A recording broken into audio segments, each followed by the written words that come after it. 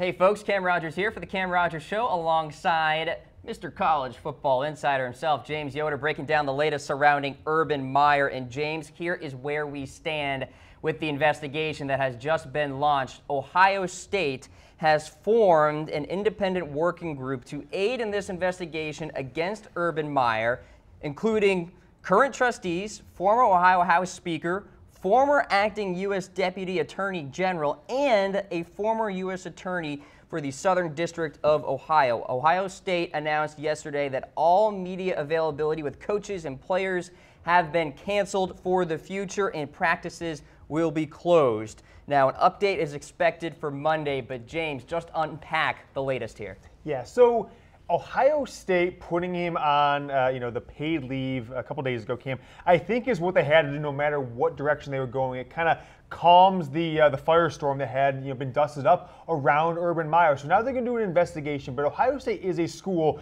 that I believe, deep down inside the walls of the school, is going to do everything they can to keep him, right? I don't think they're going to be ones to jump in and go ahead and just say fire him because of a media, firestorm that's been created around this. So if there is just overwhelming evidence that he covered something up that he knew and didn't tell somebody, then they can move fast. I think the longer this goes, if we get in a week, 2 weeks down the road, I think eventually it'll lead to a suspension or maybe nothing at all. If they move quickly, if we all of a sudden hear Ohio State calls a press conference this afternoon, which I saw rumored all over the place yesterday and Thursday, which I don't believe will happen, then I think you got to see, okay, he is gone for sure. Doug Gottlieb from, Reese Davis from College Game Day said, hey, I think that this is hey, we're going to put him on suspension while we negotiate a buyout for a couple of days. The longer this goes, Cam, I think the better for Urban Meyer's long-term future with the Ohio State Buckeyes is.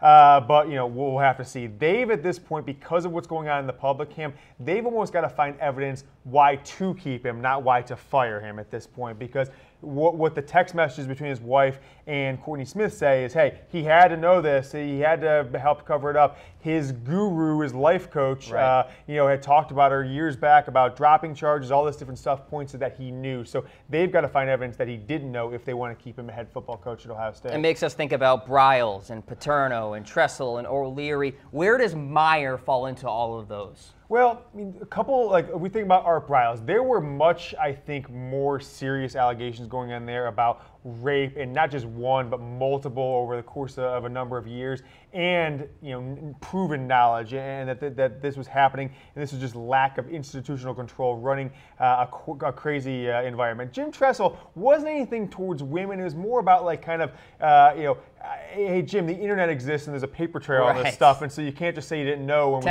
can just do an email check. And George O'Leary is more lying on your resume. So Paterno and Bryles, it was about the same general storyline of, though, hey, someone else is doing something very bad in your program, around your program, and did you know about it? What did you know? When did you know about it? I think with Bryles, obviously with Paterno, if they didn't know, they should have known, or they turned a blind eye, didn't tell the right people, and led to people continuously being victims of crimes of guys involved in their program. So I think we'll see what happens here. But, of all these guys, when you look at Paterno, Tressel, no one is immune to this. The biggest names, some of the biggest names in college football history went down of a scandal, nothing to do with their maybe on-field performance of their teams. More on Urban Meyer, but first, we are presented by AutoList. If you're looking for a new or used car out there and you're tired of browsing a million sites, go to autolist.com, get it done, or download their top-rated mobile app for iPhone or Android today.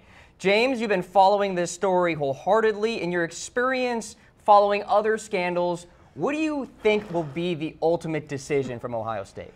I would have told you as we went live on Wednesday announcing Urban Meyer's suspension, I would have said, I don't think we should jump to the gun and fire him but right away without evidence, right? I think we're convicting people guilty and proven innocent is what's become in this country related to instances like this. So I do think the right call was to suspend him and find out what the evidence is. I'd hate to see a guy fired when it turns out, what rumors are out there now, that maybe this is a couple that has a tumultuous relationship. Maybe there's guilt on both sides, and maybe Urban Meyer did know about it, did tell his supervisors, and they didn't find enough to make a call to fire Zach Smith or to fire Urban Meyer about it in the past. So we don't know what that happened. So I think them creating a committee investigating it, and what I think people need to realize is all these coaches, they drive university cars, they have university cell phone accounts, they have university email accounts. So if there's records of Urban Meyer, digital records of him knowing about this, it's out there, and Ohio State will find it. If there's records of a meeting